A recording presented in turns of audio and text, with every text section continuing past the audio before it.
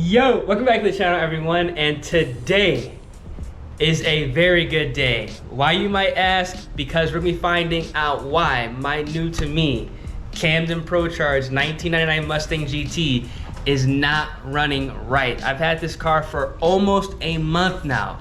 It has not ran for almost a month now, and hopefully all that ends within the next couple of days, man. Here's the engine setup for those of you who are unaware, might be new to the channel. This is a 5.4, not a 4.6, a 5.4 liter 2-valve. It's a fully built engine. We have a heads cam combo. We do have a built bottom end with a forged crank, and this car does have an 11:1 compression ratio, pretty high, and it's gonna be tuned on E85. Now you guys can see here we are working with the Edelbrock Vic Jr Intake manifold, the 6061 throttle body, and pretty much intake plenum combo. We do have a P1SC Procharger, which if everything goes well, will be getting upgraded. You guys can also see that we do have some fuel rails here for the return style fuel system that I'm honestly not really a fan of. That could be honestly the whole issue I'm having right now. Hopefully it isn't, but if it is, I do kind of have a solution for it. Setup's pretty stout, man. I'm not gonna lie, the car sounds amazing. Unfortunately, I can't turn it on right now. I will explain why I can't turn it on in this video, but I do got some sound clips for you guys from when it actually was running. Hey, chopping. No, that is not rust down there. That's like some type of tar that I'm currently trying to wipe off.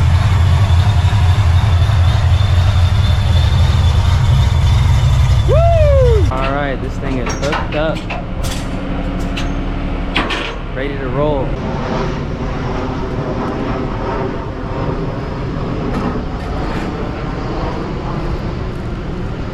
This low ass car. People saying to lower the 350, fuck that. This thing can barely get off a trailer.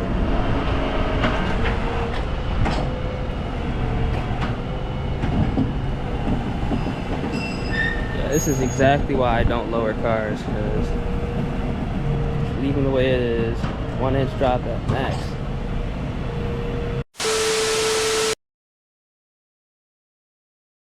Let me tell you guys what happened at Chris Car Dock. So I kind of briefly mentioned it in my last update video on the car, but we did replace a fuel leak. We replaced both O2 sensors, where the wideband bung would kind of go ahead and mate to. The harnesses were completely destroyed. They were melted on literally onto the header, so the car definitely was having some fueling issues and oxygen issues, so those have been fixed. We also went ahead and replaced a bad ground, because there was a bad ground from the battery terminal, so we did go ahead and fix that. We ran a whole new copper wire underneath the car, because obviously that battery has been relocated to the trunk. And then we also went ahead and we fixed the bracket that the fuel pressure sensor kind of made it up to the regulator, so obviously the car can, you know, idle, rev, and hopefully run right after the new tune. All right, so we're back, man. I'll take this car to the tuners. Hopefully, I'm literally praying. I'm about to get on my knees, literally get on my knees and pray that this car will run today or tomorrow, man. But the car is pretty much the same way it was when I did drop the car off. Obviously, there has been a lot of repairs made, which is a massive W. Still got the seats in here. This box has the SCT device, but everything pretty much as far as appearance wise is the same.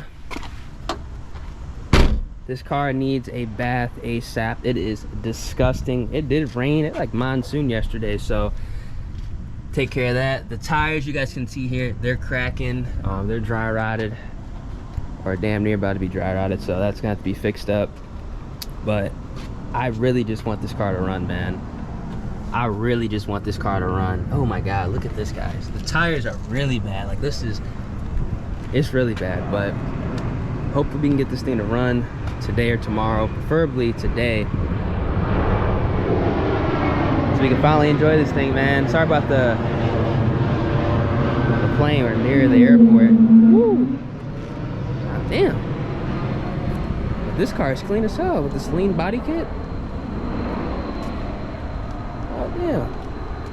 Got the Willwood big brakes, Rahana wheels. Shit. Look at these lug nuts right here, the studs. It's got the R888R. You got some rub action, but this thing is clean, bro. Celine.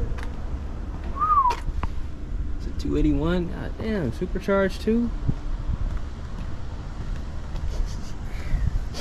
I smell that E85. Got the 5-speed. This thing is hard. This thing is hard, man.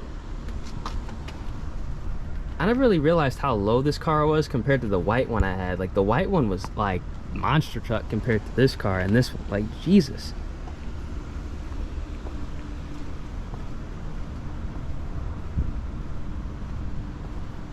Ah, damn. All right, let me go ahead and I'm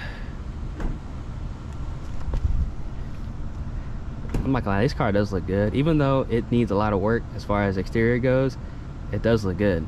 All right, so I'm currently waiting for a tow truck to pull up, but y'all gonna love this. Take a look. Man, these look good.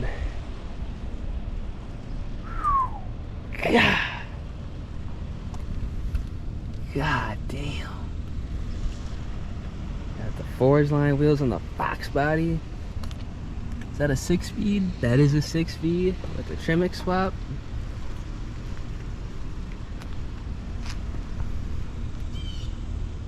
Man, it looks good as hell. Another Fox body. Oh man, this thing looks nice. And a Tremec, I think it's a 5-speed in there.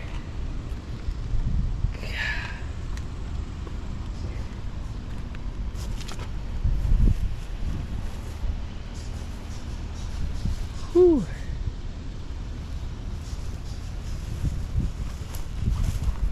This Cobra's clean too.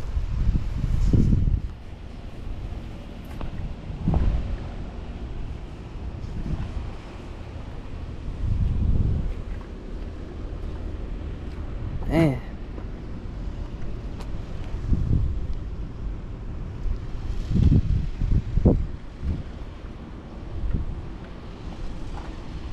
Hell yeah.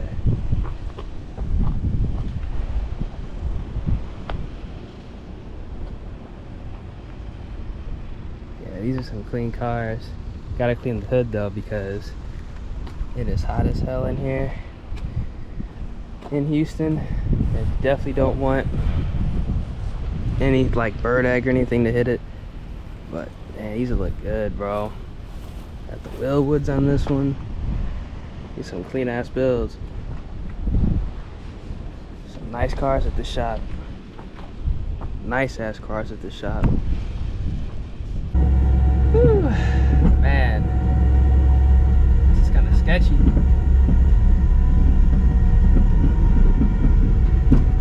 Oh, I think shit is scraping, or at least it was.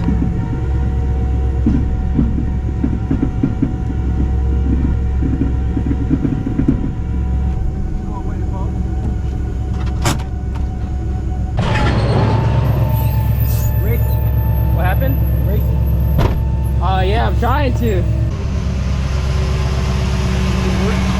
What happened? It's gotta get fixed, man. Nah, well, they fixed a lot of issues, but it's gotta get a new tune. Let's go in there right now. Alright, you guys can tell I'm in the garage without the car. I just went ahead and dropped it off at the shop where it's going to be getting retuned. We're going to get the new base tune on the car, and hopefully it will be actually drivable so I can put some miles on the clutch and at least go ahead and get a feel for the car the way it is right now, man. Unfortunately, I was unable to record any of the stuff that happened inside the shop because it literally started to downpour, and honestly, a lot of time went that I wasn't really planning on staying with the car, so I got to get home. I got some things to take care of. Most important thing is the car's at the shop. and we got it there safely, even though it was downpouring, because literally, like, it was bad. Like, it was really, really bad. So want to make this video, keep you guys up to date on everything that is going down with the new Edge. I will definitely have a video out tomorrow, good or bad. Whatever happens to the car, happens.